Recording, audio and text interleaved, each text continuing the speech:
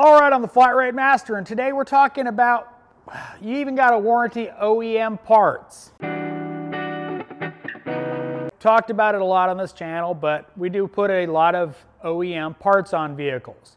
Well, today I had to warranty a less than a 2-week-old Mopar thermostat because it literally came apart in the customer's car.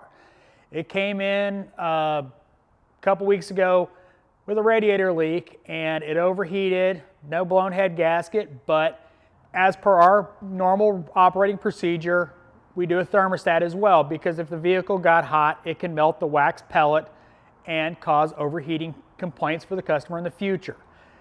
Thermostat on those is real quick and easy to do. So put it in, came back today with a, well, thermostat code, thermostat rationality. Checked it out, yeah, it wasn't coming up to temperature. Why? Because it literally came apart. I wish I took pictures of it, but I didn't. It had to go back for warranty. It's already gotten sent back, so I'm out of that. But I mean, even OEM parts have problems. But here's the kicker. If you don't get this, you know, I know a lot of people go, oh, see, you shouldn't spend the extra money for OEM. Here's the thing though, for all you screaming at the screen going, oh, see, OEM's not worth it, yada, yada, it's more expensive. Mopar thermostat's cheaper than aftermarket through our WorldPack supplier. So definitely putting Mopar back in. I did, I warrantied it.